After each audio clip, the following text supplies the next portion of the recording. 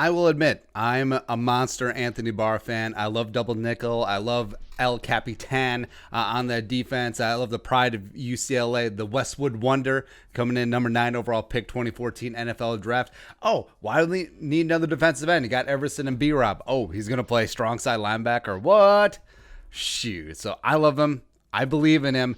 But ever since he got here, there's been a significant part of the fan base that, well, I wouldn't say significant, but a decent part of the fan base that just doesn't like him, like just straight up despises him. And then it didn't get any better with the big contract, and they just hang on to like the faultiest pretenses, like, oh, Zimmer said in 2016 that he coasts. So I assume that he coasts on every single play, and he just does not care. Okay, sure. Or, ooh, he blew it in coverage, singled up against Robert Woods against the Rams in 2018 when they came out in 13 personnel and then shifted. And then Barr ended up in the slot against Robert Woods, the only wide receiver on the field. Okay, that's not on Zimmer at all.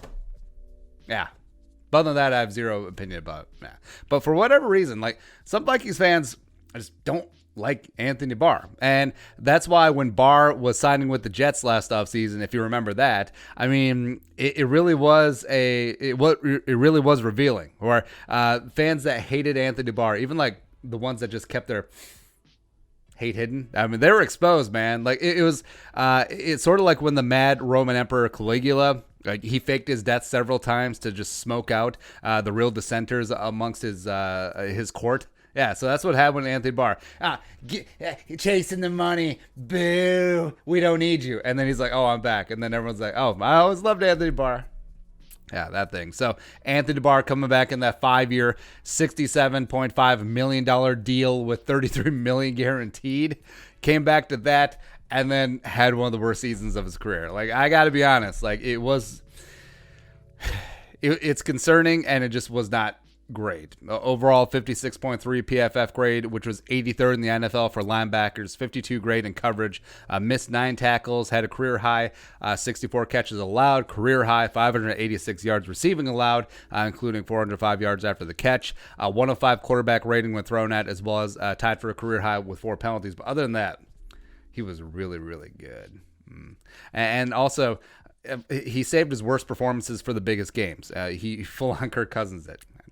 So week 2 at Green Bay, terrible. Week 13 at Seattle, not great. As well as was a non-factor in the 2 playoff games. So even me, like a big Anthony Barr supporter, like, he just did not look like the same cat who made 4 straight Pro Bowls each of the previous 4 seasons. It just was not there. And I thought that his role not changing much was actually a detriment, because you were thinking with this big new contract, it's like, oh, his role is going to expand. Oh, he's finally going to be the edge rushing monster that we were promised. Oh, you're not going to pay $13.5 million for an off ball linebacker, are you? Then Mike Zimmer is like, hold my beer.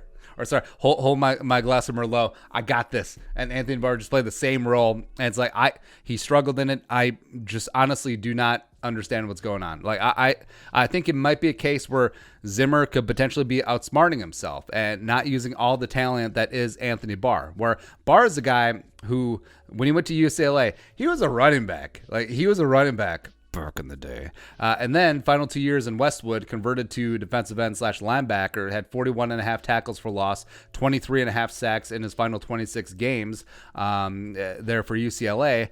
And he was just a monster. So when the Vikings drafted him, it's like, oh yeah, he's going to be an edge rusher. But no, strong side off-ball linebacker. And I get it. It's cool that you have this guy who's 6'5", 255 pounds, and can move like an anaconda and does very good in coverage. You want to utilize that, sure. But Zim, let this man hunt. Let him get after the passer. Like, been flirting with this for years. Like, oh, it's almost like this is the year that Adrian learns how to catch the ball, right? This is the year that Anthony Barr is going to rush the passer more. Ooh, in training camp, he's working with Andre Patterson, Robert Rodriguez. Ooh, he's going to be worked in more and more and more. But let's stop with the flirtation. Let's just get to the consummation. Let's make this work, right? So some edge work. Also, he's been great on third down, the double A mug gap look. So I don't care. Like, with the defense changing, Anthony Barr should be allowed to do what he excels at, just getting after the passer. I don't care where either. Hand in the dirt defensive end. 3-4 outside linebacker. Dom Capers, you brought him in for the reason, and it's not just because he brought all the Just for Men gel to share with Gary Kubiak. They ain't it, right? Sam in a 4-3 under. In the A gap, I do not care. Just let number 55 get after the quarterback, just like Scott Studwell back in the day. That's right. And frankly, it's a travesty that Anthony Barr only has 683 career pass rushing snaps over 6 seasons. That's an average of 8 per game. That's shamefully low, right? And also, if you parse that out more, take away the interior pass rushing from the double A gap look, it's probably like 1 or 2, maybe.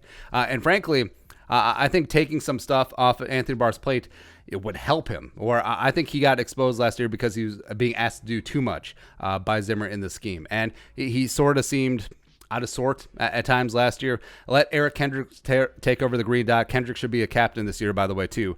Communicating with the sidelines, lining up with the defense, and let Anthony Barr simplify it. Hunt, meet, eat, meet. That should be 55's role this season. And frankly, it would be great because if you have another season where a guy's making $13.5 million as an off-ball linebacker and he turns in that, no. So I think as of right now, Zimmer's wasting a perfectly good pressure asset in Anthony Barr, and it's almost like he's setting him up to fail so the fans can hate on him. Like, I know that's not what's happening, but it almost seems like that. It's like, say the Vikings got Pat Mahomes. Yeah, Patrick Mahomes Jr., sure, on the roster, and then they had him play tight end. And then the fans will be like, boo, you're a horrible tight end, boo. Play to his strengths. Let Anthony Barr do what he do, baby. And, because otherwise, if he mails in another season like he did last year, that contract gets pretty edible next year. The Vikings can save $7.5 million in cap, even though they do have to eat $7.8 million dead next year. But I don't know. Let him earn his keep. Let him get after it. I still have hope for Anthony Barr. Hopefully Mike Zimmer can find a way to salvage him, because last year, even as a huge Anthony Barr fan, was not great. It was not ideal. But your thoughts, 55 in 2020. Keep hope alive. Let us know in the comments section below. Subscribe for daily Vikings takes. You want to support the work, pull us up on the Venmo. Plus give us a follow on social media as well. But until next time, Skol, production value.